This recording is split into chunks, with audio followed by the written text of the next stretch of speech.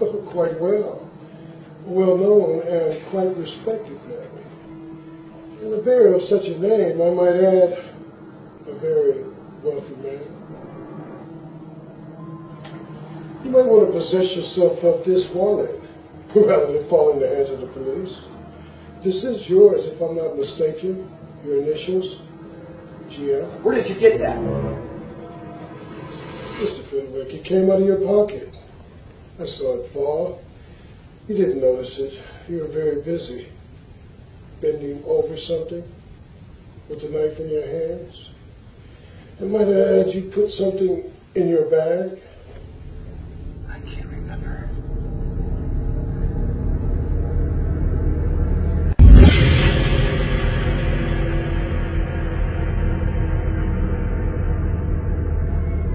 Oh, come on, Holmes, sit down, damn it. How many times must I tell you?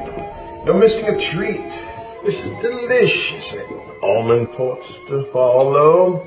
Aren't you tempted? You and your fish, Watson. They say fish is good for the brains. I can't say who needs them more, you or me. You realize that a whole day and a night has gone by since that grisly scene on Market Street. I'm as much in the dark as ever.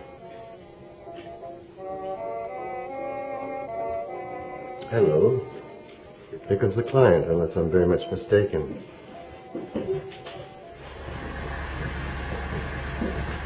Wow. Why can't more murder victims look like her? Sounds like a great pickup line, Watson. Why don't you ask her if she still has all her fingers? Won't you be surprised if it actually works? The lady has obviously left home under the stress of some great emotion. What makes you say that? She has a long run in one of her stockings. She didn't stop to change them. She also isn't wearing any scarves. And an open car, too. Furthermore, there's something in that bag she wants to show me. Why do you say that? So it was picked for size rather than style, to accommodate some special object. You amaze me, Holmes. Elementary, my friend. That's interesting. What is? That car. I wonder why it followed her here. Hand me those glasses.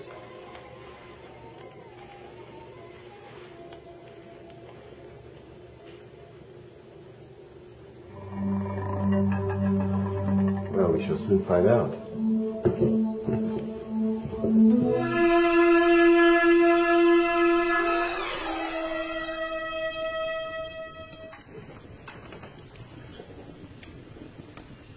Yes, Miss Hudson. It's a young lady, sir. Extremely urgent. Ask her to come in. Yes, sir.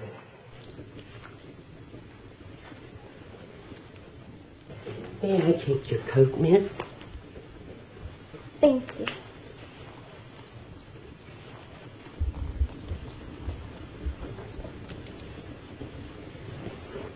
Mr. Holmes? Yes, it's my friend Dr. Watson. Very nice to meet you. And you. Mr. Holmes, please forgive my intrusion. Now try to control yourself, Miss Fenwick. You're among friends. Take your time. You know my name? No magic, I assure you. I've seen your picture often enough. You're George Fenwick's daughter, aren't you? Yes. About my father. That's why I'm here. What about your father? Oh, I just don't know what to do. He's always been the nicest, sweetest person. Only since Mother died. Yes. One girl after the other, night after night. Right? I applaud your tact, Watson. But he's right. When he didn't come home the night before last, I didn't think anything of it. But he didn't come home until tea time yesterday. He didn't come to dinner at all. Just paced up and down for hour after hour in the library. I begged him to let me in, but he wouldn't. Calm yourself. Take your time. I couldn't sleep at all last night. And then I started hearing things. Hearing things? What sort of things? I heard someone in the garden beneath my window. Then I saw a figure stealing through the shadows. I recognized my father. He was holding a shovel. He stopped by the greenhouse and started to dig. Then at daybreak, I searched the garden and I found this.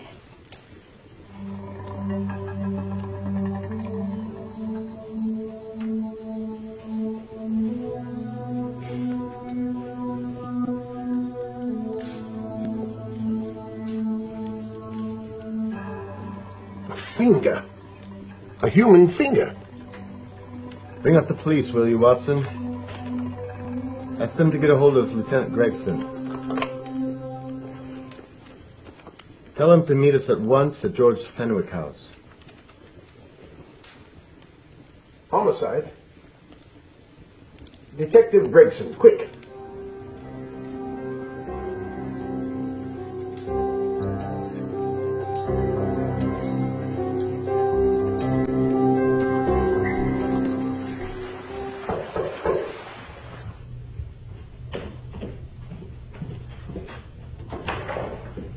Hello, miss. Hello, Nora. Where's my father? He's in his bedroom, miss. We'll see him right away. Thank you. Will you please come with me? Sure.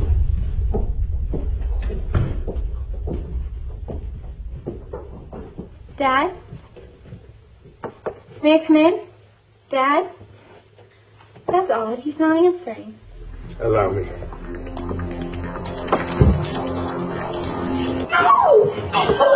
Please take charge of this one. Come along with me, miss.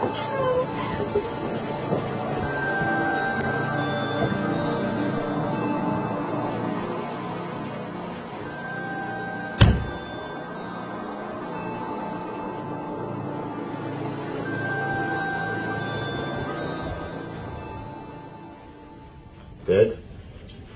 Yes.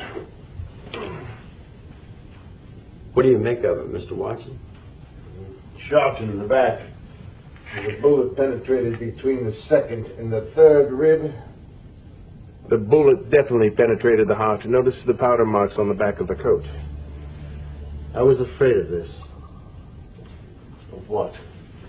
You remember that man in the cab that followed Miss Fenwick to Baker Street? You think he did this? I think it's reasonable to assume that he tipped off someone that I'd been sent for. George Fenwick has obviously been murdered to keep him from telling me what he knew. What was the weapon used? Small caliber revolver. Point blank range by the look of the wound.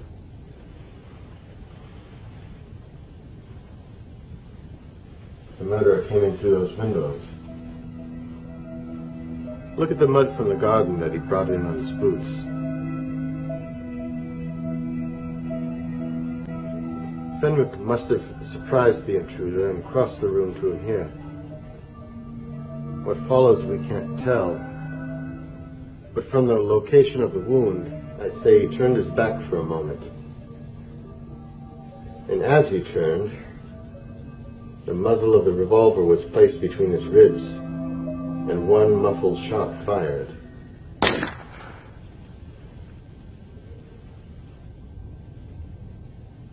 You mean to tell me he just kept going even after he was shot? There's no doubt about it. Look there. A trail of blood leads us back to the desk. There was something that Sir Fenwick was after. Something. I know. He was trying to summon help, poor bastard. I don't think so, Watson. There's a cell phone by the bed. No, you'll notice from the trail of blood that Fenwick made straight for the desk here. I wonder, there was something he was desperately anxious to get. Hello?